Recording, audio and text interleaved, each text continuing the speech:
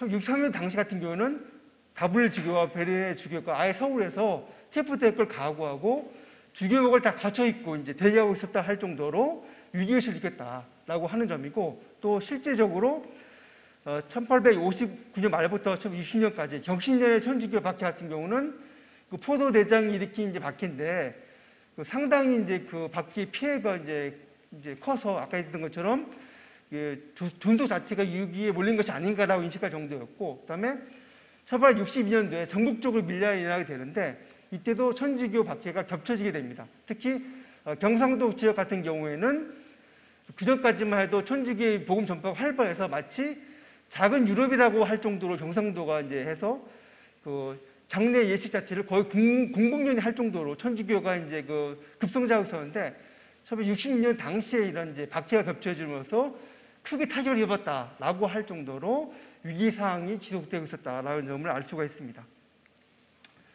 그럼에도 불구하고 이제 천주교 복음이 계속 전파되고 확장되는 것이 이제 확인이 드러나게 되는데, 특히 1862년도 경상도 지역이 타격을 받은 반면에 그 황해도 지역에서 이제 천주교 신자들이 이제 그 세례를 받고 신학 공동체들이 본격적으로 생기되고, 그 다음에 63년도 같은 경우는 평안도 함경도에서 신자들이 아예 찾아와서 그 교리를 교육을 받고 세례를 받아서 다시 돌아가서 복음을 전파하는 등 그 전까지 이제 복음이 전파되지 않았던 황해도, 평안도, 함경도 지역까지도 복음이 전파돼서 이제 하는 것이 이제 확인된다. 그리고 그 배경에서는 1860년 이제 중국에서 프랑스와 이제 특히 이제 중국이 맺은 북경 조약 이후 중국에서 천주교 신앙 자유가 획득되고, 이것이 이제 조선에까지도 천주 공의 가능성이 있다고 하는 것이 알려지게 되면서 이러한 성장세가 탄력을 받은 것이 아닌가라고 이제 확인해 볼 수가 있고요.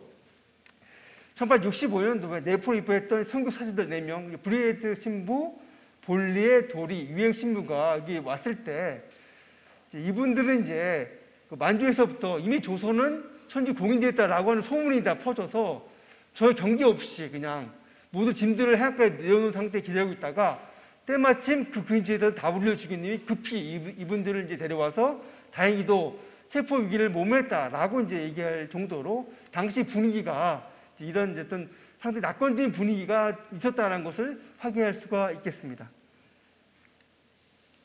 이제 이와 같이 베르네 주교는 그 위기와 어떻게 보면 이제 그 성장 또 이런 것이 교차되는 상황 속에서 대목구의 안전을 위해서 신중한 자세를 취하면서도 주변 옆에 호전되고 있었던 낙관적인 전망을 가지고 있었다라고 하는 것이 베르네 주교의 어떤 인식이었다라고 알 수가 있겠습니다. 그러면 이제 조선인에 대한 어떤 인식은 무엇이냐라고 되었을 때, 조선의 특징에 대해서 이제 설명을 드리자면은, 사실 선교사제들에게 조선인들은 매우 복합적인 대상일 수밖에 없습니다. 즉 선교사제들이 보호하고 또 사목을 해야 될 대상인 신자들도 조선인들이고, 또한 그 신자들과 사제들을 핍박하고 잡으려 했던 비신자들, 포졸 포함해서 이 사람들도 조선인들이고, 그리고 새롭게 복음을 전파할 대상들도 역시 조선이라고 하는 점에서 매우 복합적인 대상이었다.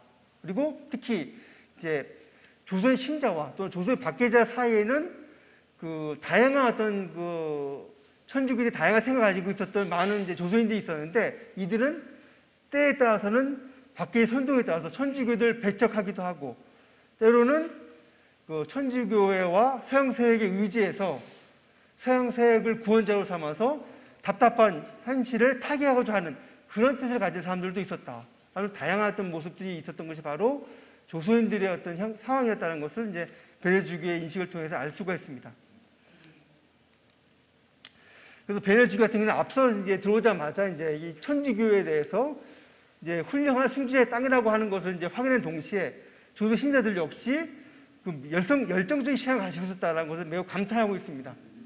그러면서 동시에 신자들한테 부족한 점을 이제 보완하고 했는데, 당시에 박해가 지속되고 선교적 부족한 가장 이제 시급한 문제는 신자들의 교육이다라고 해서 이제 천주교 사제 번역과 간회에 주목하고 목포에서 건립했던 것도 바로 이런 베르네 주교의 인식이 기반한 선교 정책이었다라고 이해하시면 될 것 같습니다.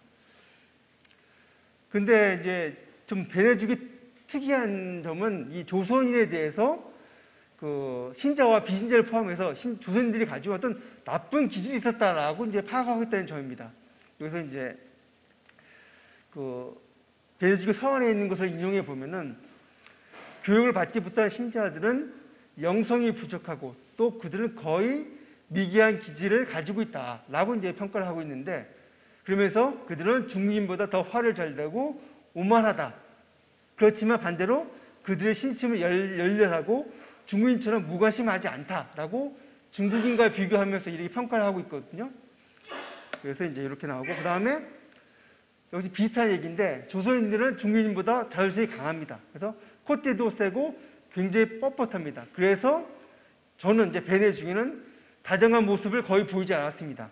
그래서 그리고 조선인에 대해서도 신자에 대해서 부성적인 방식으로 바꿨습니다. 이 얘기는 그 메트르 신부가 그 모성적인 방식, 항상 따뜻하게 대하고 잘 대해주는 방식이 아니라 자기는 부성적인 방식을 바꿔서 사랑도 주지만 때로는 야단도 주고 벌도 준다라고 하는 그 모습, 자기가 어떤 성교적인 기본적인 어떤 방침을 이제 밝게 되는데, 그리고 또한 이제 우리의 페낭신학교 유학했던 신학생들도 역시 조선인들이다. 그렇기 때문에 그들도 여러 가지 문제가 있는데, 이 문제는 이 민족, 조선민족 자체 여전히 뭔가 야성적인, 야만적인 측면이 있는데 이 강조 같은 성격을 깨야 된다라고 하는 것이 베네주교의 인식이었습니다. 그리고 당시 이제 조선에서 신자들을 핍박할 비신자에 대해서 얘기할 때 이 신자들은 이제 개인의 포종이라든가 관원을 자처하면서 우리를 추방한 법을 시행하는데, 이런 식의 처리 방식은 아직도 반야만적인 조선의 기질에 어울린다. 그래서 우리는 포조보다도 이런 개인들 더 무서워한다. 해서 앞서 이제 인용했던, 다 여기서 번역은 뭐 미개하다, 야성적, 야만적 번역했지만 원문은 다 같습니다. 데미세비지라고 읽어야 되는지 모르겠는데, 하여튼 데미세비지라고 하는 요 이제 단어로 다 똑같이 표현하고 있는데, 세비지, 데미세비지. 이에서 이제 이것을 저는 이제 반미개적이라고 우선 번역을 했지만, 하여튼 이런 식으로 이제 표현을 하고 있습니다. 그래서 베네주교한테 조선인들이란 거만할 정도로 자존심이 강하고 화를 잘 내며 강적까지 뻣뻣해서 순종하지 않는 반미개 기질이 있다고 이제 판단을 했고, 따라서 이런 나쁜 기질을 꺾기 위해서는 엄격하고 권위적인 이제 부정적인 모습으로서 신자들을 상대하겠다. 그리고 그렇게 상대를 했다라고 하는 것을 알 수가 있습니다. 특히 이제 그 페낭시아 유학했던 3명의 신학생들에 대해서 매우 이제 그 걱정을 표명했는데, 특히 이들의 그 거만한 자세. 그래서 이만두로 같은 경우에는 거만할 뿐만 아니라 그 이오비한테 반감을 드러냈다라고 이제 표현하고 있거든요. 그래서 이제 이 이만두에 대해서는 수단을 입혀서는 안 된다라고 이제 지시를 내렸고요. 그 다음에 이만들이 먼저 이제 기국을 한다면 나중에 기국가 김여원과 임빈진시오에 대해서 이제 앞서 이제 방상 선생이 그 발표 나왔지만 이제 상이 이런 데서 이제 허가 없이 이제 외상을 쓰고 이제 물건을 샀던 사람들이 이 2명인데, 특히 이들은 이제 주기 허락 없이 이제 그 한문 서적과 라틴어 서적을 샀다고 합니다. 그리고 그 서적들을 이제 그 우편으로 이제 배를 씌워서 조선을 다시 보내겠다라고 얘기를 하게 돼서 베네주교가 이제 매우 이제 거기에 대해서 이제 분노를 표하면서 이 책들은 이제 설사 들어온다 해도 다 불태워버리겠다라고 얘기를 하고, 이제 그 페낭시학교라든가 이제 파리 본부에 대해서도 일종의 항의를 보게 되는데, 재밌는 사실은 뭐냐면은 그 베네주교가 조선에서 책이 부족하기 때문에 인쇄소를 만들어서 책을 발간했잖아요. 그럼에도 불구하고 또 여기 나온 뭐냐면은 자기가 이미 조선에서 200권의 책을 또 불살라버렸다 얘기를 하는 거거든요. 이 얘기는 베네주교가 서적 검열을 했다는 의미이기도 합니다. 즉 목파 인쇄를 통해서 하나의 이제 그 정해진 정보를 만드는 동시에 거기에 어긋난 책들은 다 소각해서 없애버렸다라고 하는 베네주교의 어떤 그 방침을 여기서도 확인해 볼 수 있다고 이제 볼 수가 있습니다. 그리고 아까 얘기했던 것처럼 김영과 임빈티시오에 대해서 상해에서 물품을 구입하를 금지시킨다. 그래서 옷 외에는 아무것도 가지고 들어오지 말라라고까지 지시하고, 또 하나 이건 이제 김대구 신문님 선에도 나온 얘기인데, 이들한테 프랑스어 교육을 이제 시키지 마라라고 이제 얘기를 합니다.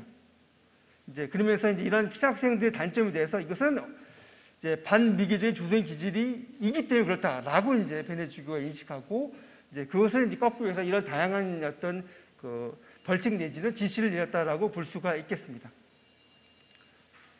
근데 이런 이제 조선인 반미기라는 인식은 베네 주교만 가지고 있었던 것은 아니고, 특히 그 전임이었던 페렐 주교 같은 경우는 상당히 노골적으로 이걸 표현하고 있는데, 페렐 주교 같은 경우는 에게 조선은 폐쇄적인 운동 국가이자 미개와 야만의 나라라고까지 얘기를 하고, 뭐 심지어는 조선식으로 이제 해먹는 음식 문화조차도 이것은 미개하다라고 해서 어떤 문화적 상대성 같은 거는 아예 인정하지 않는 모습을 보여주기까지 했거든요.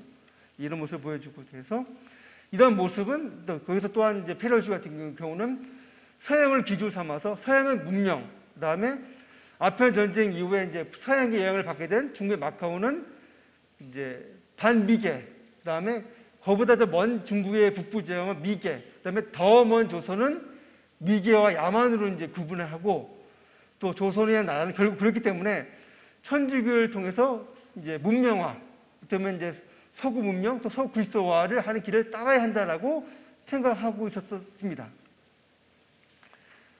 이러한 페렐 주교의 인식은 이제 한편으로는 영혼을 구원하겠다는 어떤 선교사제의 사명감과 함께 천주교 또 서구 문명의 우월감을 이제 함께 가지고 있었기 때문에 조선인, 조선 문화는 미개에 야만하다. 또 반대로 프랑스 천주교는 문명이라는 이분고적 사고를 가지고 있었다는 것을 알 수 있고, 역시 베네 주교도 이러한 인식과 유사한 지점을 확인해 볼 수가 있습니다. 그리고 이것은 사실상 파레야방 정교회뿐만 아니라 19세기 서양의 선교사, 개신교 선교사들도 이런 인식을 거의 같이 하고 있었다. 그리고 사실상 거의 20세기 전반까지도 그런 인식이 연장선상에 있었다는 것을 이제 알 수가 있습니다. 근데 또한 이제 특이한 점은 베네 주교가 앞서 얘기했던 것처럼 이들이 갖고 있는 반미기적 기질이 복음 전파를 막는 요소이지만 한편으로는 그 전파 가능성도 그 안에 내포하고 있다라고 얘기를 하고 있습니다. 그래서 아까 얘기했던 중국인과 비교해 봤을 때 그들은 중국인보다 더 뻣뻣하지만 조선인들은 신앙을 받은 의향은 중국인보다 훨씬 더 크다라고 얘기하고 있고, 또한 이제 비신자들도 대체적으로 선량한 정신에 고문되어 있기 때문에 우리가 선교 자유를 얻기만 한다면, 천주교 공인만 된다면 머지않아 조선은 나라 전체가 다 그리스도교화 될 것이다 라고 이제 희망적인 전망을 내놓기도 했고요. 또한 조선인들이 신앙을 봐야 되는 자세는 놀랐습니다. 조선인은 일단 진리를 알게 되면 어떤 희생을 치른다 해도 그 진리를 꼭 보여줬습니다. 만약 우리에게 종교 자유가 주어진다면 수천 명의 조선인들이 입교할 것입니다 라고 이제 파악하고 있습니다. 따라서 약간 이제 얘기했던 것처럼 조선의 단점을 얘기할 수 있는 거만하고 자존심이 강한 측면이, 반대로 얘기하자면 한 번 신앙을 봐야 되게 되면은 희생을 무릅쓰고라도 여성이 신자가 된다라고 하는 이런 지점에 베네 주교가 이제 그걸 주목한 것이 아닌가라고 생각하고, 그래서 베네 주교가 자신이 20년간 이제 머물렀던 중국과 비교해봐도 조선의 입교열기가 매우 강하다. 그다음에 만약에 천주교 금합이 폐지되고 공의만 된다면 머지않아서 조선 전체가 그리스도화 될 수 있을 것이라고 기대하고 있었다는 것을 알 수가 있습니다. 근데 여기서 이제 베네 주교가 전망했던 또 기대했던 그리스도화라는 것이 바로 유럽화, 서양화를 의미하는 것은 아니다라는 점이 이제 주목해야 할 것입니다. 실제적으로 베네 주교는 이제 그 조선인을 유럽화의 시도는 거만한 태도이고 잘못된 생각이다라고 비판하고 있습니다. 그래서 1865년 아까 내포에서 이제 그 선교 사제들이 이제 잘 모르는 상태에 들어왔을 때 거기에 대해서 항의하는 편지에서 그 본부의 편지를 보내면서 새롭게 들어오는 선교 사제들한테 당부에 이제 지시를 내게 되는데 그 중에 하나가 이제 이겁니다. 이제 그래서 지침이 뭐냐면 선교주의 관습을 유럽식으로 바꾸려 하지 마라라고 하는 것이 이제 하고, 바꾸려 해도 그것은 이제 불가능할 것이다라고 얘기하고 있고요. 이 내용은 1658년도 교황청이 펴고있는 훈련 내용과 사실상 이제 일치하는 측면입니다. 그래서 천주의 교리와 이제 배치되지 않는 이상 선교주의 전통 문화를 존중하는 것이 훈련의 원칙인데, 이 원칙을 이제 물론 파레야방 정교회도 봐야 되었고 베네 주교도 다시 한번 이것을 강조하는 것이라고 볼 수 있는데, 여기서 더욱 특이한 점은 베네 주교가 단순히 전통 문화를 존중하는 것에서 더 나아가서 조선의 관습이 어떤 면에서는 유럽이 그것보다 훨씬 낫다라고까지 강조하는 점에서 매우 특이하다라고 하는 점입니다.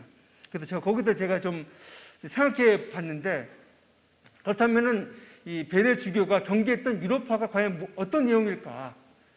베네주교가 보낸 서한들 같은 보면은 베네주교 같은 경우는 이 당시 서유럽에서 공화주의라든가 자유주의 또는 탈권위 사상이 이 근대 유럽을 지배하고 있다.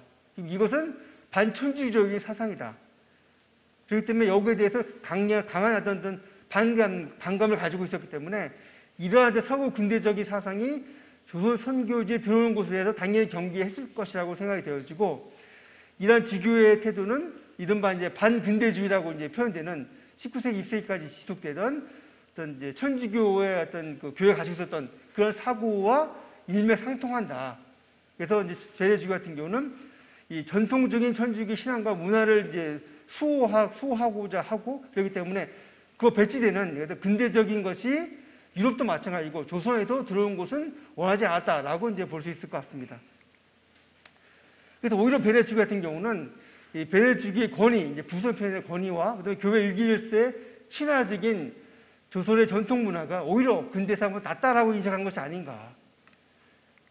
그래서 이제 베네주교의 지향점이 무엇이냐? 바로 여기서 말하는 전통적인 천주교 신학, 천주교라고 하는 것은 사실상 이제 중세의 모습, 그것도 이상화된 중세의 모습, 그러니까 교황을 정점으로 이상화된 중세의 모습이 바로 조선사의 전통과 조롭게 어우러지는 그리스도화가 아니었는가. 그렇기 때문에 어떤 서양의 근대 문명의 이입을 이제까지 포함되는 문명화와는 차이가 있었다라고 이제 보여지게 되고요.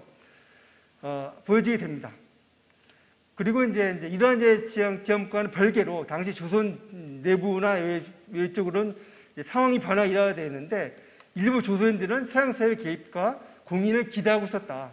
그래서 이제 얘기했던 것처럼 당시 이제 그 전염병과 기근, 새 정부의 부패 때문에 사람들은 왕조가 바뀌어야 된다라고 탄식을 하고, 그리고 이것을 위해서 기댈 곳은 서양 강국밖에 없다라는 인식을 가지고 있었다. 그리고 중국에서 그런 것처럼 천주교가 조선에도 공인되기를 기대한다라고 하는 분위기가 있었다는 겁니다. 조선인사 사이에. 그렇기 때문에 베네주교 같은 경우는 조선교회가 질적으로 양적으로 성장하고 있고 또 대내의 환경이 유리하게 조성되고 있다고 판단했고, 따라서 당시 반미기의 상태였던 조선인들이 이제는 그리스도화할 수 있는 갈림길에 서 있다라고 이해했고, 천주교 공의를 통해서 그리스도화라는 목표가 현실화될 수 있다라고 인식을 했던 것으로 보여집니다. 그리고 아울러서 이제 한편으로는 조선 교우들은 전반적인 사기가 떨어지고 있다라고 얘기를 하고 있는데, 이것은 조선 신자들이 특히 1860년대 이제 60년에 이제 북경 지역 이후 조선도 금방 이제 천지 공의가 이루어질 거라고 생각했지만 몇 년이 지나도록 이제 그것이 이루어지지 않자 점차 사기가 떨어진 현상이 발생된다라고 파악을 되고, 그래서 이 천주의 공인한 것이 대명구조의 시기피 해결의 과제로 떠올라게 됐고, 그래서 베네주교가 어떤 외교관이라든가 군대의 힘을 빌지 않고 자기가 직접적으로 적극적으로 조선 정부와 협상을 통해서 천주의 공인을 시도했던 것이 베네주교의 이제 후반부에 나오는 이제 수생대원과의 어떤 협상이었던 것이라고 이제 확인해 볼 수 있을 것 같습니다.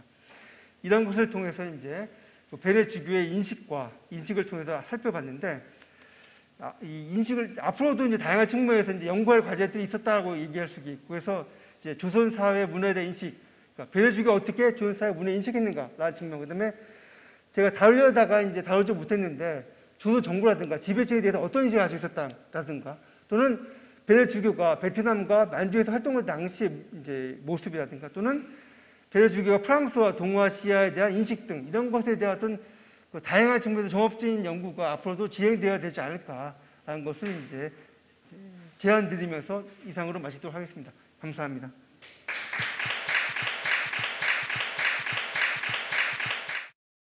네, 이석원 선생님께서 베르네주교의 조선 인식에 대해 발표하셨습니다. 베르네주교의 조선 인식의 내용과 의의뿐만 아니라 베르네주교가 지향했던 조선 선교 방침과 이를 위해 모색했던 방안까지 살펴보셨습니다. 그래서 지금까지 세 주제의 발표가 있었습니다. 발표를 해주신 세 분의 선생님께 감사의 말씀을 올립니다. 지금부터는 종합토론의 시간을 갖겠습니다. 예, 이 종합토론의 진행을 맡은 한국교회사연구소의 노길명입니다. 네, 금년은 아까 소장신님께서 말씀하신 것처럼 조선 대목구가 설정된 지 190주년이 되는 해입니다. 이 뜻깊은 해를 맞아가지고 한국교회사연구소에서는 제4대 조선 대목구장 베르네 주교와 조선 천주교회라고 하는 제목의 심포지움을 열었습니다.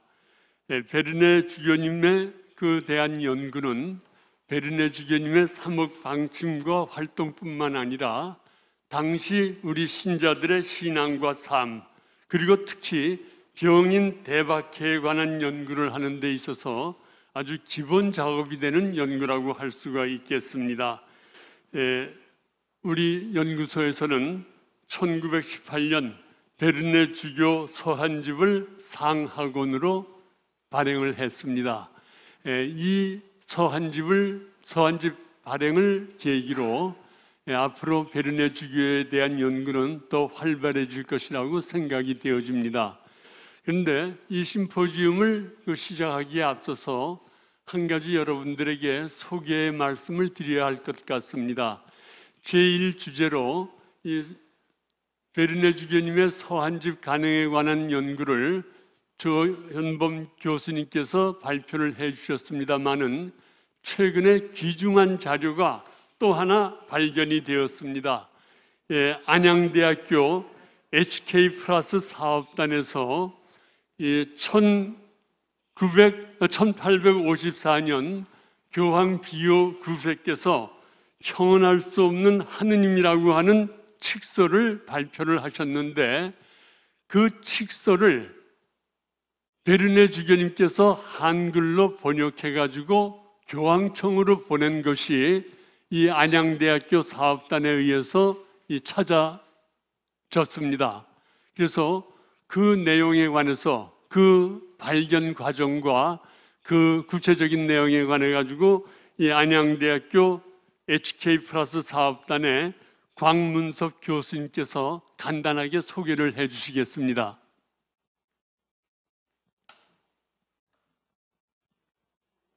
안녕하세요. 안양대학교의 HK 교수 광문석입니다. 오늘 이렇게 자리를 마련해 주신 한국교회사연구소 고길명 교수님과 조한권 소장님께 감사를 드립니다. 이렇게 귀중한 시간에 잠시만 시간을 내주시면 좋겠습니다. 오늘 베르네 주교님 관련한 콜로키움에서 베르네 주교님에 관한 논문 발표가 있었고, 그래서 이 자리를 빌어서 우리가 한국교회사연구소와 그리고 안양대학교 HK 플러스 사업단이 같이 공동으로 연구를 한 이 자료를 소개하는 시간을 잠시 갖도록 하겠습니다. 저희는 안양대학교 HK 플러스 사업단입니다. 동서 교류문헌 연구를 교육부의 지원을 받아서 하고 있습니다. 그래서 그런 와중에 명천대 예수의 문헌 연구와 그리고 명천대 예수의 문헌의 영향을 받아서 번역된 한글 언해본 연구를 하는 중에 바티칸 문서에서 새로운 문헌을 하나 발견하게 되었습니다. 자, 형연할 수 없는 하나님이라는 것이고요. 자, 시르 역사적 배경을 살펴보면 시르 신부가 교황 비오 9세의 칙서를 바로 이 형연할 수 없는 하나님이라는 것을 전 세계 언어로 번역할 것을 제안을 했고, 그리고 각 나라에 칙서를 보내서 번역본을 바티칸으로 보내도록 했다라는 이제 역사적 기록이 있었습니다. 그때 이제 베르네 주교가 1863년 11월 7일에 그 서한에서 바로 이 책에 대해서 이야기를 하면서 조선어로 옮긴 교황 칙서가 있었다. 이거를 국경 너머로 전해야 한다라는 말을 했었고요. 그리고 신부에게 또 책 한 권을 보낸다라고 하면서 잉태교의 원죄 없으신 마리아 원죄 없으신 잉태교의 선포를 번역한 것으로서 시르 신부님이 부탁한 것을 보내겠다라는 말이 또 한 번 언급이 됩니다. 세 번째로 교황 칙서 번역본을 보냅니다라고 했고요. 이게 국경에서 통과될 수 있을지 없을지 모르겠다. 그리고 첫 장에는 인장이 찍혀 있으니까 확인하라라고 했는데 이게 지금 국경을 넘어갔는지 바티칸에 도착을 했는지를 여태껏 알 수 없었고, 그런 문헌이었습니다. 바로 그 문헌이 바로 이 역입니다. 비오 주교라고 돼 있고, 이 문헌이 보면 번역 시기는 1863년 11월 25일에 베르네 주교가 인준했다라고 되어 있고요. 번역 전소는 조선의 수도 한양, 인준자는 베르네고요. 내용을 보면 서론, 그러니까 서문이 한쪽이고요. 본문이 52쪽, 그리고 결문이 1쪽입니다. 그래서 총 54페이지로 된 한글 언해본입니다. 그리고 크기가 21cm고 가로 그리고 세로가 28.5cm입니다. 보기식이면 알겠지만 그 한글 언어본 중에 이렇게 예술적으로 뛰어난 그 장식이 되어 있는 문헌이 이제 이게 유일하다고 볼 수 있겠습니다. 그리고 이 문헌은 바티칸으로 공식적으로 보내는 유일하게 딱 한 분만 기념으로 만들어져서 바티칸에 보내진 문헌인 것입니다. 여기에 보면 이제 프랑스어로 앞에 서문이 이제 되어 있고요. 보시면 우리의 지극하신 거룩하신 아버지 비오 9세 교황 성하께서 거룩하신 동정녀의 원죄없는 잉태의 신비를 신앙의 교유로 선포하신 칙서를 수행 시필드 신학교의 교장인 시르 몬시뇨리의 요청에 따라 르피 교구장 주교를 통하여 비오 9세 교황성에게 바치기 위하여 조선말로 옮긴 번역문이다 라고 하는 것이 되어 있고요. 1863년 11월 25일 조선의 수도 한양에서 작성되었다. 이를 건토하여 임준하였다. 갑사의 주교 조선 대목구장 시메룡 베르네 하고 정확하게 그 문헌이 바티칸의 국정을 넘어서 전달되었다라는 이게 바로 그 문헌이고요. 그리고 마지막 결문에서 보면 생시프트 신학교 교장 시몬 몬시누리에 의해 추가된 주석이다. 1866년 3월 8일, 11일, 30일에 순교한 선교사들 대신하여 이렇게 해서 이제 도장을 찍은 거죠. 인증을 했다라는 말이, 서명을 했다라는 말이 마지막으로 들어와 있습니다. 첫 문장에 보면 비오 주교 하고 있고요. 그리고 이제 첫 문장이고 이게 마지막 문장입니다. 그래서 첫 문장과 마지막 문장을 번역을 해보면 이 라틴어 본문을 그대로 리터러리하게 말해 문장 그대로 번역을 하는 것이 있습니다. 그러니까 비오 주교 사정의 영구의 기억함을 위하여 이렇게 됐고요. 가라데 지극하신 천주의 행하신 바 인자와 진실이요 그의 향이 전능이요 그 지혜 자초지종의 강히 미스차시고 모든 일을 평순히 안배하시는도다. 예수 강생 후 1854년 12절 초 8일 즉위 9년에 로마성 베드루 성당에서 반포 비오 교종 9제라고 하는 부분이 정확하게 번역이 되어 있습니다. 그래서 저희가 이 전체를 판독을 했고 그리고 번역도 완성을 했습니다. 그리고 이제 그래서 이 문헌의 의의를 보시면 이제 비오주교는 당시 전 세계에서 비오주교라고 이제 우리가 가제목을 붙였는데 이건 형용을 할 수 없는 하나님이라는 책이죠. 이 책이 당시 전 세계 번역돼 바티칸에 보내진 문서 중에 하나였습니다. 그러니까 굉장히 세계사적인 기록 문화유산으로서 인정을 받을 수 있다. 그리고 제가 이제 연구한 바로는 바로 이 시기에 이제 전 세계의 문헌을 번역하라고 했는데 제가 확인한 바로는 88번까지 이 문헌이 있습니다. 그래서 아마 88개국에서 88개 언어로 번역이 돼서 도착하지 않았을까 생각이 들고 88번째 문서는 브라질, 포르투갈로 번역된 거다. 이렇게 지금 기록이 되어 있습니다. 시르 콜렉션이에요. 그리고 한글로 쓰여져서 해외로 보내진 가량 일은 공식 문서가 아니겠느냐라고 저는 생각이 듭니다. 그동안에는 한문으로 되었다든가 이렇게 됐겠죠. 그리고 라틴어 원문을 한글로 문자적으로 번역한 최초의 문헌이다. 한글 언어본으로서. 우리가 여태까지 한글 언어본이라고 하면 대부분 한문 문헌을 명천대 한문 문헌을 번역한 것이었는데 이 문헌은 라틴어 원문을 그대로 번역한 것이었다. 그리고 그것이 최초의 번역이었다. 그리고 아주 문장 그대로 단어 그대로를 번역하려고 노력했던 그런 언어본으로서의 가치가 아주 뛰어나다고 봅니다. 그리고 한글 언어본 중에서 가장 예술적으로 제보된 책입니다. 그러니까 여태껏 한글 언어본에는 아주 이제 심플하고 단순하게 이제 문서가 만들어졌습니다. 한국교회사 연구소에 있는 많은 자료들이. 근데 이거는 굉장히 바티칸에 교황에게 보내는 문헌이기 때문에 그 예술성이라는 게 이루 형언할 수 없을 정도로 대단한 가치를 가지고 있습니다. 그리고 번역 형태가 확실하고 매우 귀중히 희귀한 문헌이다. 그러니까 이제 역사적 기록이 정확하게 돼 있고 왜 이거를 번역하게 됐는지까지도 명확하게 그리고 인준과 그리고 날짜까지 정확하게 기록되어 있는 그런 문헌으로서의 가치가 매우 뛰어나다라고 이제 볼 수 있겠습니다. 그리고 이래서 이제 이 비오주교에 관련한 책을 우리가 이제 공동으로 지금 한국교회사연구소와 지금 출판을 거의 이제 준비 중에 있습니다. 그래서 한국교회사연구소 소장님 조한건 신부님, 그리고 한국중앙연구원 조연범 선생님, 장르신학대학교 서원모, 안양대학교의 광문석 해서 학술대회를 조만간에 개최할 것이고 그리고 출판을 조만간에 할 예정입니다. 그러니까 그때 학술대회를 통해서 좀 더 이 문헌에 대해서 자세하게 설명할 시간은 있을 것입니다. 그래서 앞으로 안양대학교 사업단하고 그리고 한국교회사연구소와 같이 이 문헌 그리고 이후에 한글 언어본에 관한 연구를 지속적으로 하려고 합니다. 그러니까 여러분들의 많은 관심 부탁드리겠습니다. 이상입니다. 감사합니다.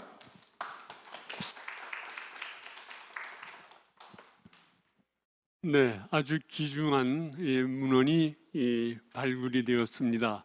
여기에 관해서 앞으로 안양대학교 사업단과 한국교회사연구소가 공동으로 연구를 해나갈 것이고 또 이것이 곧 출판이 될 예정에 있습니다. 자, 그러면은 이제부터 본격적인 그 종합 토론을 시작하도록 하겠습니다.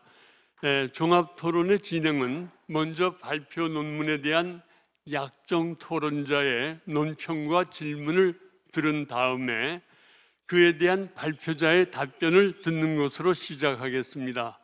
제1주제에 대한 논평은 본 심포지움을 마련한 한국교회사연구소의 소장이신 조한건 신부님께서 해주시겠고, 제2주제에 대한 논평은 인천가톨릭대학교 교수이신 김규성 신부님께서 해주시겠습니다.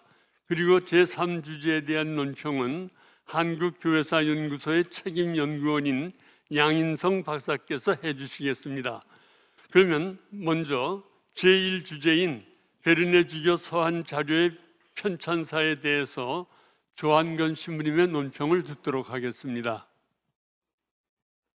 네, 조한건 신부입니다. 네, 베르네 주교 서한 자료의 편찬사에 대한 발표 아주 잘 들었습니다. 네, 발표 시간이 짧아서 실제 발표 논문에는 자세하게 문헌 하나하나에 대한 내용을 설명하고 또 도표로서 287통의 서한 목록을 아주 정확하게 해 놓아 주셨는데요. 제가 그 서론 부분에는 토론문 앞부분에는 사료의 중요성을 다시 한번 이렇게 정리해 봤습니다. 바로 역사학은 과거를 성찰하고 반성하는 학문인데 그 통로는 바로 사료라고 하는 점 다시 한번 강조했고요. 작은 질문과 큰 질문으로 토론을 함께 하겠습니다. 첫 번째로 외래어 이름 표기 문제를 한번 제기해 봅니다. 근데 제가 처음에 제기한 거는 바로 이 문서를 특히 문서철 파리 예방정구의 고문서고 문서철 577을 아마 편집해서 만들었을 루세이 신부님에 대한 이름에 대해서 제기했는데요. 이 발음이 루세이유 정도가 되면 좋지 않겠는가라고는 의문을 처음에 제기했었는데 프랑스 현지에 제가 미리 좀 연락을 해봤어요. 어떤 발음이 좋겠느냐. 루세이가 더 낫다라는 얘기를 들었습니다. 그러나 기왕 그 외래어 문제가 나왔기 때문에 예를 들면 드브레 주교님으로 우리 일제시대 때 부주교님 알려져 있는데 드브레드라고 발음하는 게 맞다라고 여러 프랑스 어권에서 제가 들었거든요. 이번에도 다시 한번 그 문의를 했더니 그분 역시 드브레드로 발음하는 것이 맞겠다라는 얘기를 들었습니다. 그래서 그 베르네 주교님도 베르느는 또 아니고요. 실은 제가 베르느로 제기했지만 베르너 이런 것도 이제 발음이 베르네는 분명히 아닌데 이걸 또 바꿀 수는 없잖아요. 이러한 문제점에 대해서 어떤 방식으로 이 학계 내에서 사용하면 좋을지에 대해서 의견을 듣고 싶고요. 두 번째로 본문에 보면은 577권 문서철이 바로 루세이 신부님이 편집했을 거고 1860년까지 제안한 것은 바로 병인박해가 이미 벌어지고 있을 때 이걸 정리했기 때문에 그래서 베르네 주교 서한이 들어있지 않은 것이다.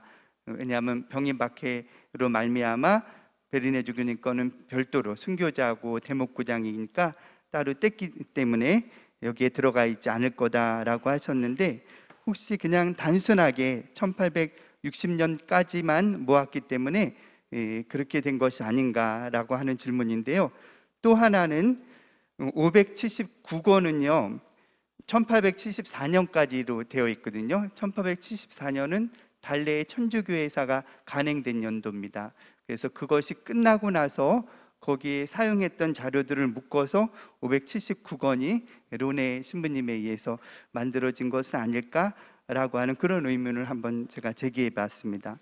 세 번째 질문에서는 18권에 대한 성격에 대해서 본문에 얘기하고 있거든요. 병인박해 순교자 구이의 서한 필사본으로 이미 다른 논문에서 소개해 주신 바가 있습니다. 그 문건에 대해서 좀 더 명칭, 그 사료에 대한 명칭을 어떻게 하면 좋은지에 대해서 다시 한번 제가 그 질문을 드렸고요. 그리고 네 번째 질문으로 그 대역본 베르네주교 서한집에 대한 문제점을 하나 지적한 것이 있습니다. 그래서 1864년 8월 18일 알브랑 신부님에게 보낸 서한과 또 그해 같은 해 11월 25일 요청 물품 목록으로 되어 있는 그 편지 서한이 따로 있는데 날짜가 다르니까 따로 편집해야 되지 않았느냐 이런 말씀을 하셨는데, 저희가 당시 자료집을 낼 때 베르네 주교님이 아마 8월 18일부터 쓴 편지를 두었다가 11월 25일 필요한 물품 목록과 함께 발송했기 때문에 이걸 하나로 묶어서 봐야 되는 것이 아니냐, 날짜는 좀 떨어져 있지만 하나로 묶어서 봐야 됐기 때문에 하나로 간주했는데요. 그러한 문제가 있었을 때 어떻게 자료집을 내면 좋겠느냐라는 질문입니다. 큰 질문은 이렇습니다. 베르네 주교님이 박해 시대 때 10년이라고 하는 긴 임기를 지냈었는데요. 그렇다면은 287통을 잘 정리해 주셨는데, 지금 우리가 연구소에서 상하권 나온 이 자료집 외에 좀 더 한국 천주교회사를 연구하기 위한 중요한 편지를 조금 우선적으로 뽑는다면 어떤 부분일까라고 하는 질문이고요. 또 큰 질문의 두 번째는요. 이제 올해 우리 김대건 신부님 탄생 기념하면서 200주년 기념하면서 세 개의 정기 자료집을 개정판을 냈는데, 저는 베르네 주교님 자료하고 유사점이 많다라고 생각합니다. 왜냐하면 베르네 주교님 서한 자료도 구분을 해보면은 친필 서한과 또 관련된 베르네 주교님 인근 관련된 스승들이나 혹은 동료 신부님들 서한이 있고요. 그리고 바로 그 시복 시성 과정에서 생긴 서한이 나타나거든요. 문건이 나타나거든요. 그런 점에서 앞으로 순교자 혹은 조선 대목군양에 대한 사료는 어떻게 정리하면 좋을지라는 질문을 드리고요. 이제 끝으로요. 이렇게 나머지는 보시면 되겠고요. 제가 코로나 직전에 미국에 있는 그 메리놀회 본부를 간 적이 있습니다. 거기서 가보니까 이미 2002년도에 주교회의를 통해서 우리는 메리넬 외방 정교회의 중요한 자료들을 입수한 적이 있죠. 근데 그 자료 이름이 인위적 자료 모음집, 이걸 어떻게 번역해야 될지 모르겠습니다. 아티피셜 컬렉션이라는 이름이 붙어 있었는데, 이게 처음에 무슨 뜻인가 했더니 그냥 우리가 요청을 하니까 한국교회에 관련된 것을 인위적으로 당신들이 뽑아서 준 자료라는 그런 의미가 되어 있더라고요. 그 얘기는 그 실제 자료의 부분 집합으로 일부만을 뽑아서 왔다는 얘기죠. 이런 자료라면은 한계가 많다라고 이미 조현범 선생님께서 지적하셨는데, 그렇다면 우리가 좀 더 외국 자료를 수집할 때 어떤 방식으로 접근하면 좋겠는지에 대한 그러한 이야기입니다.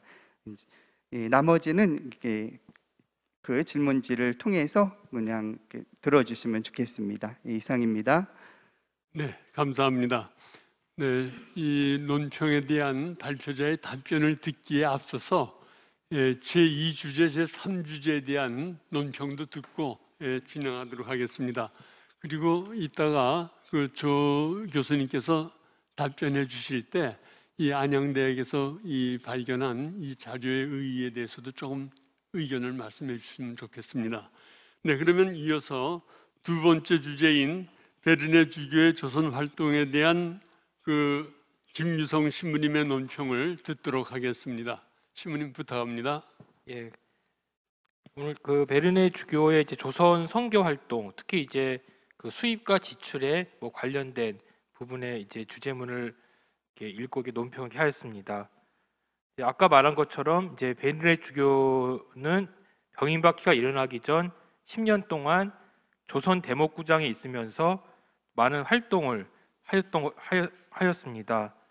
그리고 이제 2018년 이제 그 주교 베르네 주교 서한 그 번역본이 나오면서 이제 연구 범위가 더 넓혀 이루어지는 뭐 그런 효과가 있었는데, 이 본 발제문은 이제 조선 대목구의 재정 수입 및 지출을 중심으로 베르네 주교의 선교 활동을 살펴보았습니다.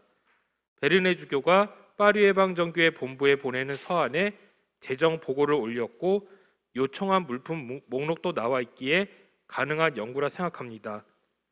사실 한 지역 교회의 선교 활동상을 살필 때 재정 운영을 어떻게 했는지 파악함으로써 당시 교회가 중요하게 여겼던 분야를 알 수 있습니다. 특히 재정 자립이 이루어지지 않았으며 외국인 선교사들의 재정 지원에 의존했던 선교 지역 교회사 연구에는 더욱 필요한 부분입니다. 제가 속한 인천교구에서 이제 2년 전에 이제 사료 목록화 작업을 한 적이 있는데, 그때 이제 그 교구 사무처에 있는 그 메리놀 외방 선교회 관련 문서들, 또 그 주교회에서 입수한 인천 관련 그 메리놀 외방 선교회 그 문서들을 본 적이 있습니다. 그 문서 안에는 그 메리놀 외방 선교회의 선교 자금이 오가는 상황이 생생히 나와 있습니다. 향후 이에 대한 연구가 필요한 상황에서 오늘 발제문은 좋은 표본이 될 수 있으리라 생각을 합니다. 앞으로 파리 해방정교회뿐만 아니라 한국에 진출했던 외방 선교회와 수도회의 선교활동 연구에도 같은 유형을 적용할 수 있으리라 생각을 합니다. 앞으로 해당 분야에 대한 새로운 연구가 나오기를 바라는 마음을 가지며 본 발제문을 읽으며 들었던 의문점과 앞으로 연구할 가능성이 높은 부분에 대해 다음과 같이 말씀드리고자 합니다. 먼저 베르네 주교 재임 시기 파리 해방 정교회 재정 상황은 어떠했는지 파악해야 할 것입니다. 조선 대목구에 지원해줄 여력이 얼마나 되었는지 살펴볼 필요가 있습니다. 이와 더불어서 동시대 파리 해방 정교회가 담당했던 다른 선교 지역 대목구, 예를 들면 중국이라든가 베트남, 인도 이런 지역에 대한 재정 지원과 비교해 볼 필요도 있습니다. 이를 통해 파리 해방 정교회가 다른 선교 지역과 비교하여 조선 천주교에 대해 얼마나 많은 관심을 가졌는지 비교해서 파악할 수 있을 것입니다. 두 번째로 발제문에는 당시 조선 대목구의 수입 발생 요인 중 서울에 여러 채 소유하고 있는 집, 즉 부동산을 언급했습니다. 그런데 소유하고 있는 집을 주변의 의심 때문에 헐값으로 매각하는 일이 있음도 나와 있습니다. 실제로 당시 조선 천주교 신자들도 자신이 소유한 집을 박해를 신속히 피하기 위해 헐값으로 매각하는 일이 적지 않았습니다. 당시 조선 대목구가 소유한 부동산이 확실한 자산 가치를 가지고 있었는지 의문이 듭니다. 한편 조선 대목구 소유 부동산은 대개 신자 명의의 재산이었습니다. 당시 조선의 법제상 외국인이 토지나 집을 소유하기 어려웠으며 베르네 주교가 파리 지도부에 보낸 1857년 11월 11일자 서한에도 선교사의 부동산 소유 금지에 대한 이야기가 나와 있습니다. 더구나 오늘날 같은 종교유지재단 법인이 존재하지도 않았습니다. 이러한 교회 내외의 상황 때문에 어쩔 수 없이 교회 소유 부동산은 신자 명의가 될 수밖에 없었습니다. 이로 인한 교회 당국과 신자 간의 재산 관련 문제가 있지 않았을까 하는 생각이 듭니다. 그리고 이제 조선 대목구에 전해진 선교 자금이 이제 판매 목적으로 반입한 광목, 무명, 바늘 등의 형태뿐만 아니라 선교사들이 요청해서 반입했던 전례 혹은 일상용품의 형태로도 들어간 것이 아닌가 하는 생각이 듭니다. 그리고 본 발제문에는 낭드르 신부가 선교지 비용으로 물품을 가다 구입한 것에 대해 베르네 주교가 불만을 토로한 부분을 언급했습니다. 그리고 선교사들이 자신의 서면 허가 없이 선교지의 돈으로 물품을 구입하는 것을 허락하지 않겠다고 말한 점도 언급했습니다. 그런데 이 문제에 대해 선교사 개인의 처신 문제에 대한 규정을 살펴볼 필요가 있습니다. 선교사들이 돈과 관련해서 어떻게 처신해야 하는가에 대한 문제는 스찬 시노드 교령과 이에 의거해서 만든 베르네 주교의 1855년 4월 3억 서한에도 나와 있습니다. 이 문헌들을 검토할 필요가 있습니다. 그리고 마지막으로 조선 신자들의 봉헌금이 조선 대목구 수입으로 들어갔는지 그 여부가 궁금합니다. 비록 조선 신자들이 전반적으로 가난한 생활을 했다 하더라도 일부 경제적 여유가 있었던 신자들이 적극적으로 물질적 봉헌을 했을 것입니다. 조선 신자들의 봉헌금이 조선 대목구 수입으로 들어갔는지 아니면 교우촌 및 신신당체 운영이나 조선인 사제 생활비 지원에만 활용되었는지 파악할 필요가 있습니다. 이상입니다. 네, 감사합니다.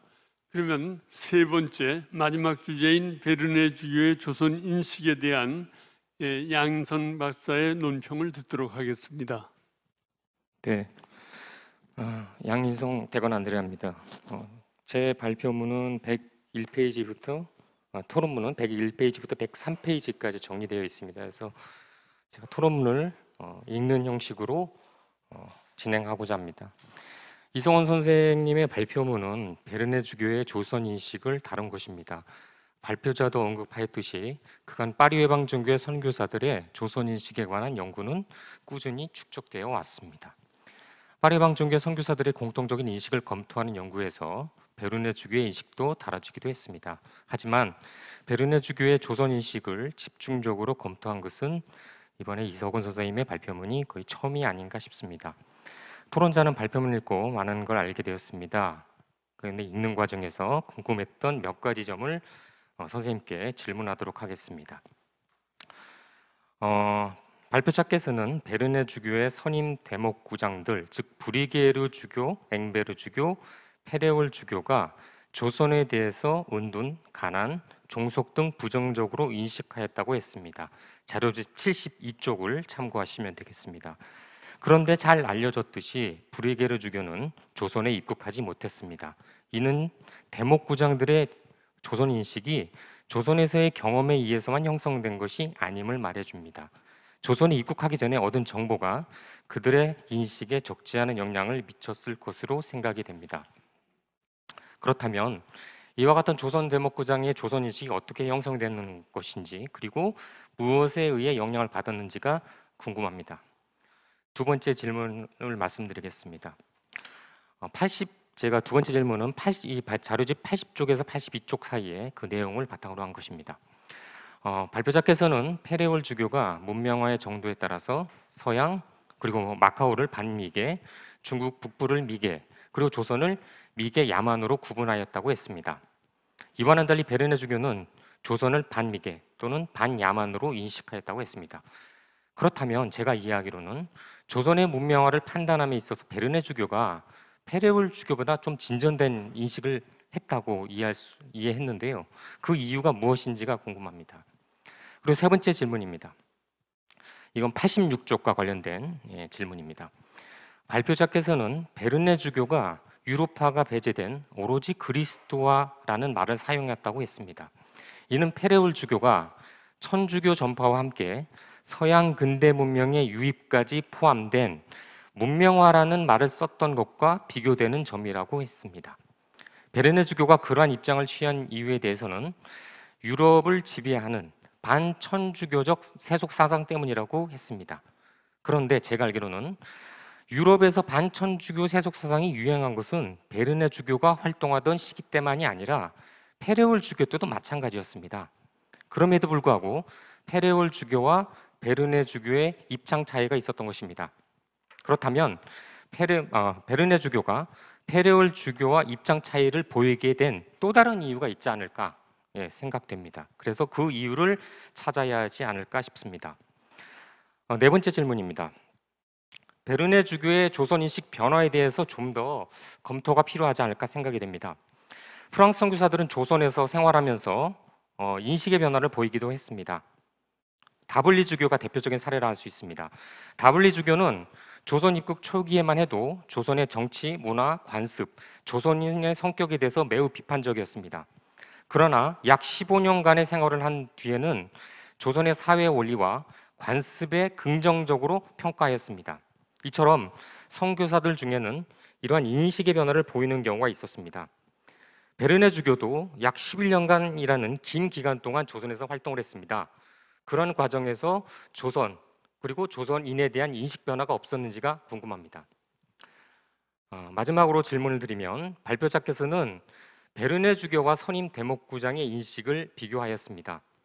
베르네 주교와 동시대에 조선에서 활동했던 선교사들의 인식과도 비교해야 하지 않을까 생각이 됩니다. 그들 사이에 어떠한 공통점과 차이점이 있는지, 차이점이 있다고 그러면 그 배경이 무엇인지를 설명할 필요가 있다고 생각이 됩니다. 이러한 검토가 있게 된다면 베르네 주교의 조선 인식의 특징이 보다 분명하게 드러날 것이라고 생각이 됩니다. 토론을 이상으로 마치겠습니다. 네, 고맙습니다. 네, 세 분의 논평을 들었습니다. 이제 이 논평과 질문에 대한 답변을 듣도록 하겠습니다. 먼저 조연범 교수님께서 답변을 해주시면서 먼저 제가 말씀드린 것처럼 새로 발견된 자료에 대해서도 좀 말씀해 주시기 바랍니다.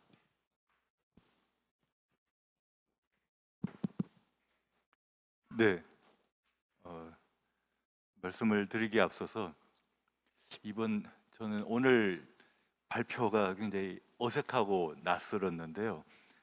카메라가 앞에 있고 중계 방송을 하고 그래서 코로나 사태 덕분에 한국교회사연구소가 이번에 상당히 국제화된 것 같습니다. 제가 발표를 마치고 내려와서 앉아 있는데 파리에서 파리 7대학 교수 피에르 엠마누엘 후 교수가 우리 발표를 인터넷으로 중계를 보다가 저에게 질문을 던져왔습니다.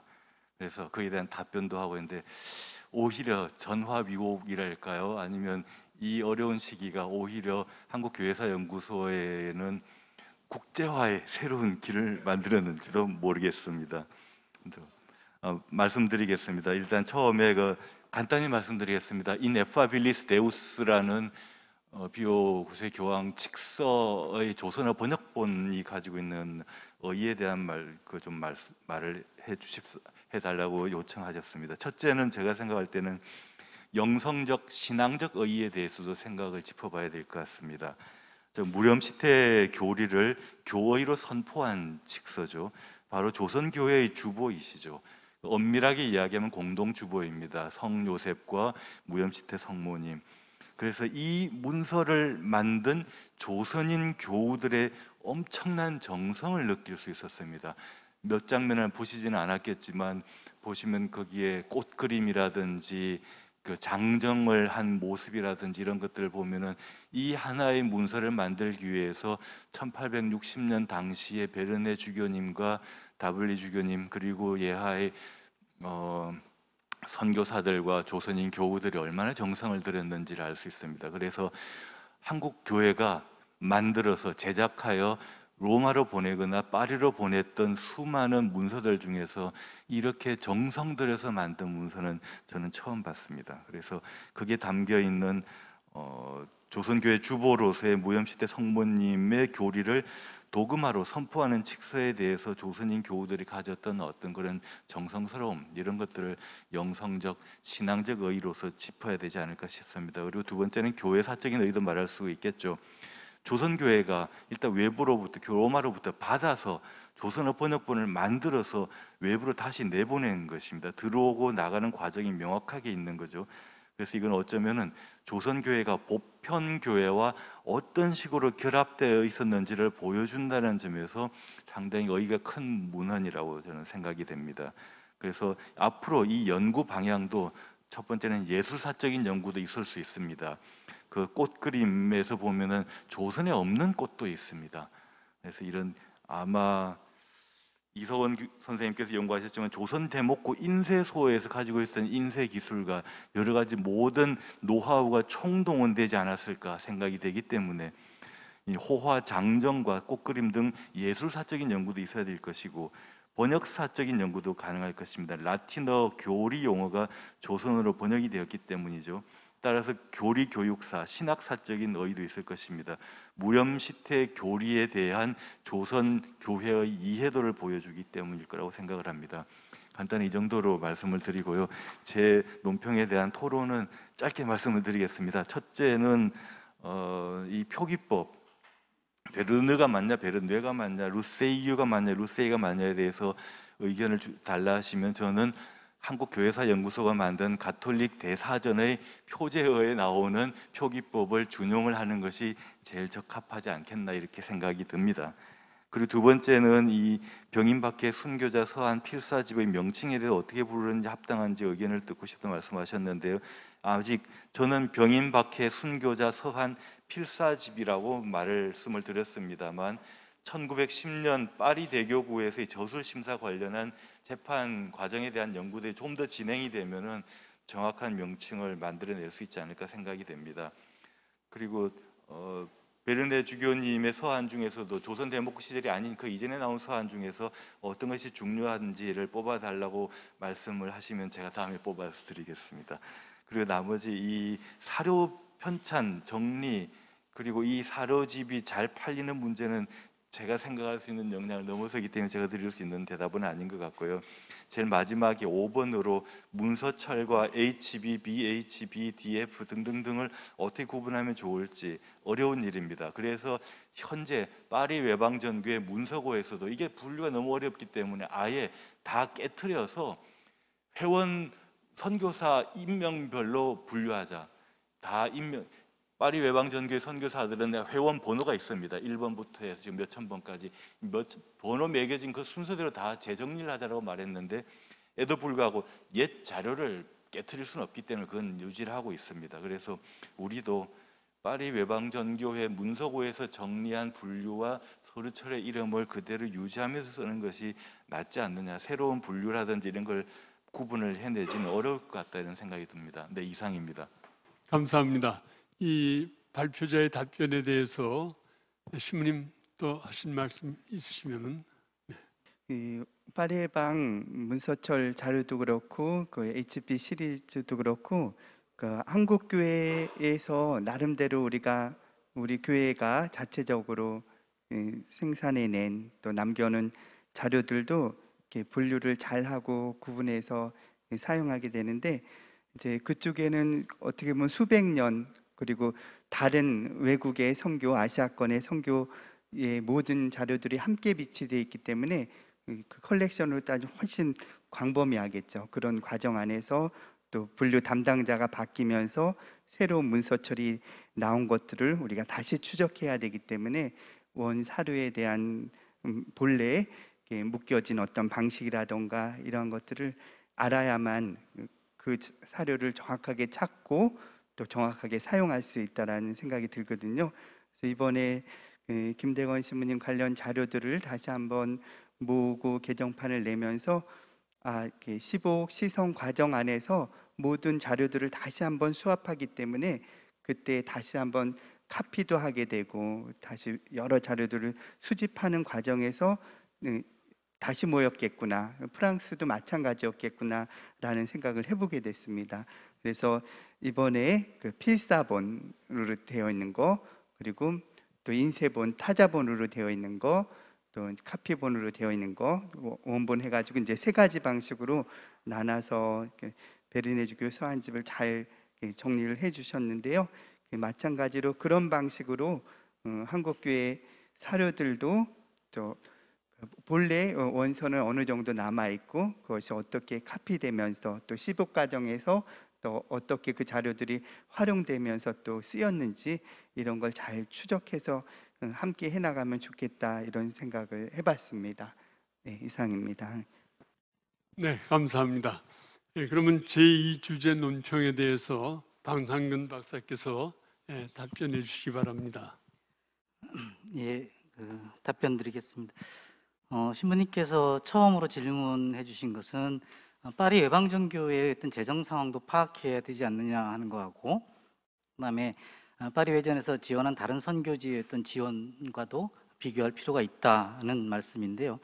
상당히 적절한 지적이다라고 생각을 하고 이 부분 앞으로 좀 연구가 더 필요하지 않을까 하는 생각을 해봤습니다. 그런데 현재 제 입장에서 파리 예방정교회 재정 상황을 파악하기는 좀 어려운 상황이고요.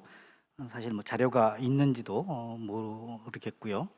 다만 론의 파리 예방정교회 회사를 보면은 파리 예방정교회 어떤 자산을 어떻게 사용할 것인가는 용처에 대해서 언급한 내용이 있습니다. 6가지 용처를 얘기하는데 첫 번째가 이제 아까 제가 발표에도 말씀드렸습니다만 선교사들의 생활비, 그다음에 이들이 선교지까지 가는 여행 경비, 세 번째가 선교 활동 중에서 이제 손실된 부분 또는 좀 더 지원해야 될 부분에서 손실이나 부대 비용을 갖다가 예방정교에서 지원하고요. 네 번째는 파리 예방정교회 신학교 유지비를 이제 쓴다는 얘기 있고요. 다섯 번째가 아까 발표되어 있습니다. 방인사제 양성과 유지비. 마지막 여섯 번째가 로마 대표부와 극동 대표부 경비를 갖다가 파리 외전 비용으로 쓴다 이렇게 되어 있습니다. 그래서 이 기준에 따른다면 파리 외전에서 각 선교지에 지원할 때는 대체적으로 선교사 수 더불어서 신학교나 방인사제의 수가 1차적인 기준이 되지 않았을까 생각하고요.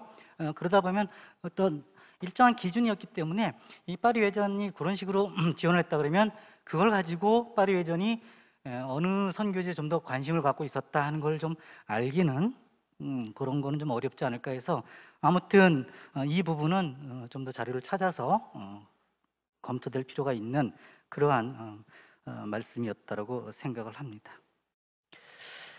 두 번째, 서울에 소유한 집이 자산 가치가 있느냐 이런 말씀을 주셨는데요. 저도 이 부분 발표문에서도 2장 끝부분에 팔 때는 더 싸게, 살 때는 더 비싸게 주고 샀다. 그리고 비록 교회 자산이지만 대목교회 경제적 이득이 되지는 못할 것이다. 이제 이렇게 말씀을 드렸습니다. 근데 보유 부동산이기 때문에 자산 항목으로 설정했다. 그렇게 이해를 해주시면 좋을 것 같고, 당시 집을 어떤 신자 명의로 했을 거니까 그런 재산 문제가 있지 않았을까 했는데 이 시기에는 어떻든 그 당시 집을 마련하는 신자들은 가장 핵심적인 대목구였던 신자였기 때문에 받기 시기에는 뭐 이런 문제가 특별히 제 개인적으로는 뭐 자료가 있는 건 아닙니다만 발생한 것 같지 않고 또 서한에도 그런 내용은 없습니다. 만약에 있었다면 아마 언급을 하셨을 건데요. 예를 들어서 뭐 앵메르 주교님 같은 경우는 부동산은 아니지만 그 마카오에서 그 요동까지 이렇게 심부름하는 그런 사람이 그 돈을 횡령했다 하는, 그래서 파면시켜 해고해야 된다는 얘기도 있어서 그런 문제가 있긴 있었습니다만 조선 바퀴 때 조선 내에서 이 부동산 가지고 그런 문제는 없었던 것으로 이제 생각을 하고요. 그다음에 세 번째로 선교사들이 요청한 전례 일상용품도 대목구 선교 자금으로 지불하지 않았을까? 이 부분도 제가 대목구 물품기획비 언급하면서 선교사들이 필요로 하는 물품을 지급했다는 얘기, 그러니까 W 주교님이나 최영업 신부님 사례를 들어서 좀 말씀을 드렸습니다. 그래서 당연히 그런 경우가 있다라는 것이고요. 다만 1858년 이후로는 베네디 주교님은 신부들에게 개별 그 물품 구입부를 따로 이제 책정을 했다고 서한에 언급하십니다. 그래서 대체적으로 아주 개인적인 것은 아마 개인 비용으로 지불하지 않았을까. 예를 들어서 페롱 신부님 같은 경우가 포도주를 갖다가 개인적으로 사서 자기가 그 했던 그런 기록도 있어서 대체적으로는 개인 비용을 쓰지만 그렇지 않은 경우는 이제 대목구에서 지원하는 그런 사례가 있었다, 이렇게 말씀드릴 수 있겠습니다. 그다음에 랑드르 신부님, 제가 발표문에서는 언급 안 했습니다만 그 논문에 있는데 랑드르 신부님이 이제 돌아가시고 나서 나중에 보니까 랑드르 신부님 이름으로 해서 많은 물품들이 이제 배달됩니다. 근데 그 비용을 다 선교지 비용으로 신부님이 지원을 하셨어요. 그러니까 신부 주교님이 화가 났어요. 그래서 앞으로는 선교사들이 W 주교님 빼고 나머지 선교사들은 내 서면 허가 없이는 선교지 비용으로 필요하더라도 사지 마라, 이렇게 명을 내리십니다. 근데 이 문제를 갖다가 당시 어떤 선교사 개인 처신 문제와 연계해야 되지 않겠냐. 그러니까 사천 대목구 시노드 그 문헌하고 뭐 그런 곳에 선교사 처신 문제가 나와 있는데요.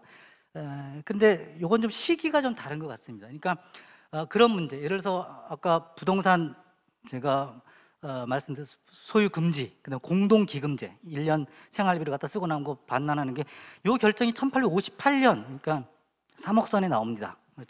주무님 말씀하셨습니다만 이게 신호도 결정 사항인데요. 이건 58년에 결정돼 가지고 그 당시 대목구에 있던 모든 사람들이 다 동의하고 일종의 지키겠다는 서약을 합니다. 그리고 주교님께서 말씀이 앞으로 조선 대목구로 오는 선교사는 다 이 항목에 동의하고 선서해야 된다. 그러니까 랑드르 신부님 같은 경우 61년에 오셨습니다. 그러니까 이분이 들어올 때 당연히 이 규정에 대해서 동의하고 선서를 했기 때문에 이 부분에 대해서 특별히 랑드르 신부님이 거부하는 그런 것은 아니어서 이 문제는 어떻든 간에 그 시기에 자기가 필요한 게 있으면 주교님께 말씀드려서 이렇게 살 수 있는 부분인데 독단적으로 한 부분에 대해서 주교님이 화를 내신 부분이 아닌가. 이것도 오히려 소통의 문제가 더 컸지 않을까 이제 그런 생각을 해봅니다. 마지막으로 조선 신자들의 봉헌금 관련 문제인데 신부님 말씀대로 충분히 개연성이 있다고 생각을 합니다. 근데 자료상으로 실질적으로 드러난 게 없어서 개연성은 있지만 제가 추정 가지고 이제 논문에 담을 수가 없어서 그렇게 넘어갔다는 말씀으로 대신하겠습니다. 이상입니다. 네, 고맙습니다. 그러면 제3주제 논평에 대해서 발표자이신 이석원 박사께서 답변해 주시겠습니다. 그 토론장에 양인성 선생님이 이제 주신 질문들은 제가 발표문을 준비하면서 미처 다루지 못했거나 작성하는 과정에서 서술지 못한 내용을 이제 꼼꼼하게 지적해 주셨습니다. 이 발표 주제에 대해서 더 깊이 생각하고 정리할 수 있는 기회를 주셔서 감사드리며 질문에 대해 답변을 이제 간략하게 해보도록 하겠습니다. 첫 번째 이제 대해서, 그러니까 이 조선 입국하기 전에 얻은 정보가 미친 영향, 그래서 조선 대목구장들이 어떻게 형성되었는가, 또 무엇의 영향을 받았는가, 이 질문에 대해서 사실 제가 이제 박사 논문과 책에서도 이제 그걸 수많은 연구들을 바탕으로 해서 정리한 것이 있는데 그 내용을 좀 추약해서 이제 설명드리도록 하겠습니다. 기본적으로 이제 16, 17세기에 그 일본과 중국 활동했던 예수의 선교사제들이 이제 조선 관련된 내용들도 사실 남깁니다. 그리고 근데 그러한 기록들은 주로 임진왜란이라든가 병자호란 등 전쟁을 통해서 조선에 대한 관심을 가졌기 때문에 기본적으로는 중국과 일본이라는 시각을 통해서 투영된 조선의 모습, 사실 그때부터 사실 좀 부정적인 모습을 이미 가지고 있었다라고 말씀을 드릴 수가 있겠고요. 그래서 보통은 은둔 폐쇄의 이미지 사실 그때부터 이제 나오기 시작합니다. 그리고 이제 좀 더 이제 구체적으로 역대 대목구장이라든지 선교사들이 이제 봤을 만한 정보 중에 가장 이제 대표적인 자료는 그 감동주의 서한집 신편이라고 하는 이제 프랑스에서 그 역대 선교사들의 활동 서한들을 모아놓은 자료집인데 그 중에서 특히 이제 1820년에 발행된 제 5권에는 조선인 항목이 따로 있고 거기에는 이제 북경 교구장 구배지교의 서한 2통과 특히 1811년 신민년에 조선 신자들이 보낸 서한이 이제 프랑스어로 번역되어 있습니다. 이 서한들을 통해서 조선교회 창설되었을 때부터 1801년까지의 조선교회 역사라든가 순교제 약전이 소개되어 있었기 때문에 조선교회 관심 있는 이제 프랑스 사람들한테는 유용한 정보를 제공해 줬을 것이다라고 얘기할 수 있고, 실제로 브레기 주교가 1829년 당시에 파리해방 정교회가 조선 대목구를 맡아야 된다는 서한을 돌렸을 때도 이 책을 감동주의 서한집을 언급하면서 조선 관련 내용을 소책제로 따로 만들어서 배포하자라고 할 정도로 이미 이제 중요한 책이었습니다. 그리고 브레기 주교는 조선 입국하기 전에 돌아가시긴 했지만 1826년 당시부터 마카오 있을 때부터 조선에 관심을 가지고 마카오 포교성 대표부였던 은피에르스 신부라든가 신민년 서한을 번역했던 라자레 소설의 라미오 신부님을 만나서 조선에 대한 자세한 정보를 듣게 됩니다. 이런 정보를 바탕으로 해서 1820년에 27년, 1830년, 1834년에 걸쳐서 정교회 연보라는 이제 잡지에 아까 이제 강 선생님 말씀했던 그 후원해준 잡지에다가 조선 관련 기사들을 계속 연재하는데 특히 조선 천주교 약사는 제목으로 상당히 긴 내용까지 이제 소개해 줌으로써 당시 이제 프랑스 독자들한테 유용한 정보를 제공해 줬다. 그리고 앵빌 주교라든가 다른 이제 대목구장 선교사들도 정교회 연부에 계속적으로 이제 그 기사를 이제 실음으로써 이런 정보들을 이제 프랑스 사람들이 쉽게 알 수 있었다라고 이제 얘기할 수 있고요. 그다음에 앵빌 주교 같은 경우는 감동주의 서한집을 이제 봤다고 하는 것이 자기 서한에 그 내용을 인용하는 게 장면이 나옵니다. 그것도 확인해 볼 수가 있고, 특히 또 아까 얘기했던 것처럼 그 일본사를 또 샤를르 부어라는 신보에서 일본사를 통해서 이제 임진 연화에 대해서 이제 얘기를 하고 있거든요.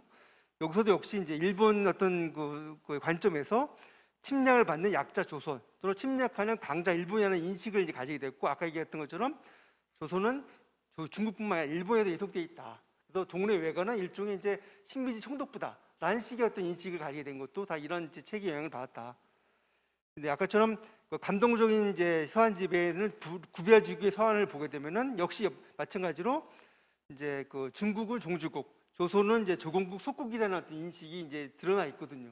이런 것도 영향을 받았고, 그다음에 식민지 상황을 통해서 뭐 잘 아시겠지만은 당시 교회의 어떤 상황, 그리고 이런 안타까운 상황에 대해서 많은 이제 그 프랑스 이제 사람들이 조선으로 가야겠다라고 하는 사명감을 갖게 됐다라고 생각되고, 바로 그렇기 때문에 브레이기 주교님이 조선 대원복구의 이제 어떤 조선 선교를 자원하게 된 것도 바로 이런 영향이 있었던 것이 아닌가 이제 생각이 되어집니다.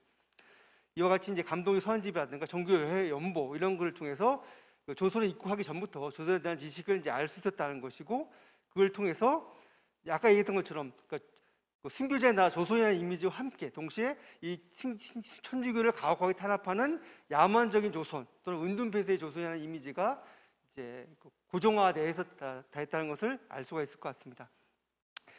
두 번째, 세 번째는 이제 페레올 주교와 이제 베르네 주교였던 그 비교 문제이기 때문에 좀 하나로 이제 뭉쳐서 이제 좀 설명해 드리도록 하겠습니다.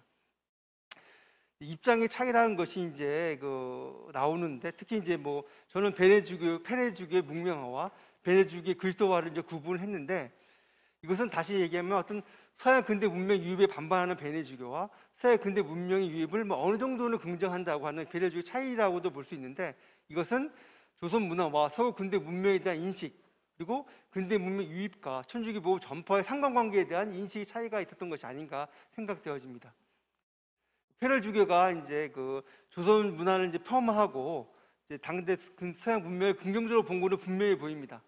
그렇다고 해서 그가 서양 문명을 그대로 인식하자고 생각했다고 보기는 어렵고, 어디까지나 복음 전파를 최우선으로 가져야 생각하는 선교사제였기 때문에 정규에 부합하는 측면에서 뭐 프랑스 국가의 개입이라든가 아니면 그 세속 문명에 대한 것을 바라봤을 것이라고 이제 추정이 됩니다. 그런데 페레올 주교 같은 경우는 이제 1840년부터 45년까지 조선 입국을 위해서 중국 대륙을 계속 이제 위아래로 이제 돌아다니거든요. 그러면서 당시 변화하는 상이라든가 마카오, 그다음에 뭐 소파를 가자 이런 모습들 직접 체험했고, 특히 무력을 앞세운 서구 제국에서 중국 한국 개방되고 개항장의 유럽이 상주하게 되면서 천주교 전파의 유력 한계 조성된 것을 바라보게 되고, 이걸 매우 긍정적으로 인식하게 됩니다. 따라서 페레올 주교에게 서양의 직접적 영향을 받은 마카오가 이제 문명화가 진행되어 있다고 보게 되고, 서양에 미치지 않은 지역일수록 미개와 야만이 남아있다라고 이제 보게 된 것이 아닌가. 그 중에서 조선은 가장 미개 야만스럽다고 판단을 했을 것이고, 중국에서처럼 프랑스가 무역 시위를 통해서라도 통상조약을 체결해서 조선 문을 개방하고 천주교 공인을 시켜야 한다고 생각을 했던 것입니다. 그래서 프랑스 정부가 조선과의 조약 체계에 적극적으로 나서게 하기 위해서 페레올 주교 같은 경우는 조선의 강물 자원이 있다라고 이제 얘기를 하고, 그 경제 가치를 얘기하고, 심지어는 이제 조처지를 확보할 수 있고 강화도 점령에 대한 얘기까지 나올 정도로 적극적으로 이제 프랑스 세력의 개입을 요청하게 됩니다. 이와 같이 이제 페레올 주교 같은 경우는 통상이라고 하는 또는 세속주의 자본주의와 정교가 상호 보완적인 관계이지 상호 대립하는 관계라 여기지도 않았던 것 같고, 서구 문명 유입이라는 것이 뭐 이제 대한 경계심이 그렇게 드러나 보이지가 않습니다.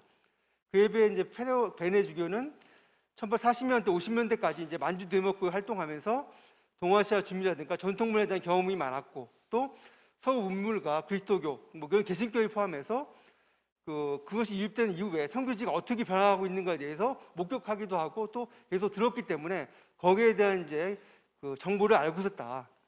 따라서 프랑스 외교관이라든가 군대의 힘이 교회라든가 선교사를 보호할 긍정적 역할을 한다는 점도 체험했지만, 동시에 그러한 것들이 비신자들의 반발과 지금을 일으킬 수 있다라는 점도 알고 있었고, 특히 개신교 선교사들의 진출이라든가 탐욕스러운 상인들의 행태는 천주교의 명예를 훼손시키고 복음 전파에 방해가 된다라고 이제 인식했던 것 같습니다. 따라서 복음 전파에 도움이 되는가에 따라 기준에 따라서 선교유지의 전통 문화도 이제 판단을 한 것이고, 또 반대로 서구 군대 문물에 대해서 제단했던 것이 아닌가. 따라서 비록 노골적으로 이제 서양 중심 인식을 드러낸 페레올 주교에 비하면 베네 주교가 좀 더 선교주의 전통문화를 존중했다라고 이제 평가할 수 있을 것 같고요. 또 그런 뭐 개인 사용 차이가 있을 수 있지만 동시에 페레주교에 비해 베네주교의 조선 인식이 단순히 진전된 인식이라는 것뿐만 아니라 두 주교가 처해진 시대적 배경이 달랐고 각자 놓여진 어떤 과제 해결하기 위해서 노력하는 과정에 나오는 어떤 인식의 차이가 아닌가라고 이제 생각이 되어집니다. 네 번째로 이제 11년 동안에 어떻게 변화됐는가에 대해서 제가 미처 이제 생각도 못했던 지점을 잘 지적해 주셔서 감사하고요. 그래서 다시 이제 사안을 검토해 보면서 시기적 변화를 이제 추적해 보도록 하겠습니다. 근데 제가 다만 이 삼옥 시기를 좀 구분해 둘 필요가 있을 것 같은데 저 같은 경우는 1860년 이제 북경기역 체의역으로 대내적 변화가 되는 이 시기를 이제 어떤 획기로 삼아서 전후의 변화 과정을 살펴보는 것이 어떨까라고 일단은 이제 생각해 이제 보았습니다. 그리고 마지막 다섯 번째 같은 경우도 베네주교와 이제 동시에 활동했던 선교사 인식 비교도 중요하다라고 하신 것에 대해서 당연한 지적이라고 생각하고 앞으로도 계속 검토해 보겠습니다. 특히 현재까지 W주교, 브리티의 신부, 푸티리골라, 칼레 신부에 대해서는 연구 성과들이 추적되어 있기 때문에 이런 서양 연구들을 참조하면서 계속 살펴보도록 하겠습니다. 좋은 지적을 해주신 토론자분께 다시 한번 감사드리며 이만 마치겠습니다. 네, 감사합니다.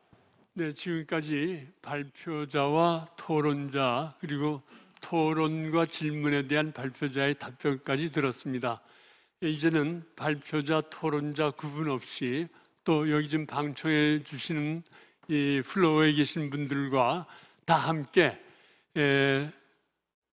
어떤 발표자의 논문도 좋습니다. 질문이 있든지 또는 논평하고 싶은 내용이 있으시면 자유롭게 말씀해 주시기 바랍니다. 먼저 플로어에 계시는 분들 뭐 말씀하실 분? 네, 이소은 변호사님. 네. 방상근 선생님의 이제 그 글을 보면서 이제 제가 이제 기존에 이제 발표했던 논문과 이제 연관되는 측면이 있어서 그거에 대해서 좀 한 세 가지 정도 이제 앞에 나왔던 문제와 연관이 되기 때문에 말씀을 이제 드릴 수 있는 게 우선 이제 아까 이제 부동산 집 문제, 요 문제에 대해서 재산 관련된 분쟁 문제가 이제 있지 않느냐. 근데 제가 보기에는 베네주교 때는 이제 없었을 것 같고, 앵베르 주교 때는 이제 아까 유방제 여왕동 신부가 이제 집을 샀을 뿐만 아니라 토지 같은 것도 구입해서 신자들한테 줬거든요. 그래서 가난한 신자들한테 이제 경작해서 먹으라고. 근데 당연히 그 토지는 이제 대목구 소속 토지이기 때문에 그 문제가 없는데. 유방제 신부가 이제 개인적으로는 자기 돈을 썼다고 해서 토지를 사서 준 적이 있는데 거기에 대해서 약간의 소유 분쟁이 있었던 것 같습니다. 앵베르 같은 경우는 그러니까 여왕동 신부가 개인 돈 샀기 때문에 거기서 터치할 수 없다라고 이제 얘기하는 측면이 나오거든요. 그러니까 그런 토지 관련인데 토지 자체는 앵베르 주교도 역시 토지를 구입해서 대목구 재정을 하려고 했었지만은 박해 시기이기 때문에 다 몰수돼서 그래서 그 뒤에는 베레 주교 같은 경우는 아예 이제 토지 구입을 할 생각을 안 했고요. 그다음에 이 부동산이 비록 이제 아까 것처럼 단순히 그런 이제 이익의 수단이 아니라 실질적으로 필요하기 때문에 구입을 한 거고 거기에 대해서 중요한 게 뭐냐면은 제가 이제 2019년에 이제 발표한 논문이 기한기 천주교회 사회 경제적 위상과 토지 소유에서 토지 소유에 초점을 맞춰서 발표한 논문인데 그 전 시기에 이제 바퀴 시기에 대해서 제가 정리할 때 어떻게 했었냐면은 이제 앵베르 주교가 돌아가신 다음에 이제 앵베르 또는 김대거 신부 돌아간 다음에 몰수된 대목구 제사에 대해서 베네 주교가 언급하는 장면이 나옵니다. 거기 보면은 아까 했던 것처럼 집이 나오고 앵베르 주교와 김대거 신부의 집이 나오고 그다음에 나오기 때문에 아무래도 여왕동 신부 샀던 집들은 이때 다 몰수가 되고 1940년 선교사들이 재입국하면서 다시 집을 샀던 것이 아닌가 생각이 되어지고요. 그다음에 또 재미있는 건 뭐냐면 수도에 있던 12곳의 경당도 이제 몰수됐다고 나옵니다. 즉 공소 건물도 대목구 소유를 소유하고 있었다는 얘기거든요. 따라서 자산 중에 선교사제 이제 신부댁에 불리는 집뿐만 아니라 서울에 있었던 공소 건물 자체도 대목구 소유였을 것이다. 그 뒤에도 이것도 하나의 자산이다라고 이제 파악이 됩니다.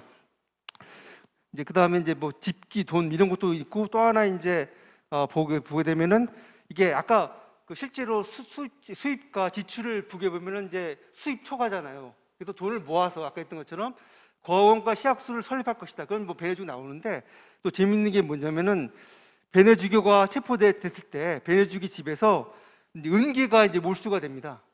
은계가 몰수가 되는데 이것도 이제 당시에 관창 기록에 나오는데 어디냐 자포조 등록에 이제 무수된 게 은계가 50량 무게되는 은계가 16개가 나온다고 되어 있습니다. 그래서 근데 이거에 대해서 당시 1888년 그 미텔 주교가 이제 이걸 환산한 거 약 20만 프랑 정도의 돈이 있다라고 환상되는데 이 돈을 왜 모아? 이 돈이 아마 했던 그 수입 같은 걸 모으면은 모은 거 이 돈을 왜 모았냐면 하여튼 이제 고원 시학소뿐만 아니라 천주교가 공인되면은 이제 그 정식 성당을 짓고 그다음에 이제 정식 기관들을 이제 세우기 위한 준비금으로 이 돈을 모았다라고 하거든요. 그러니까 자산으로서 당시 이제 20만 프랑에 해당되는 돈을 가지고 있었다. 요것이 이제 그것도 이제 포함시키면은 이제 좋지 않을까 이제 싶습니다. 네, 시간이 거의 다 된 것 같습니다. 오늘 이 조선교구 설정 190주년을 맞아가지고 베르네 주교님에 대한 그 심포지움을 열었습니다. 베르네 주교님을 본격적으로 다룬 심포지움은 오늘이 처음이라고 생각이 되어집니다. 앞으로 베르네 주교님에 대해서는 연구할 과제들이 많다고 생각됩니다. 오늘 발표를 보게 되면은 베르네 주교님께서는 조선에서 선교가 이 자유롭게 될 것으로 낙관적인 태도를 갖고 계셨다 하는 그런 이 발표가 있었습니다. 그럼에도 불구하고 병인 대박해가 발생됐습니다.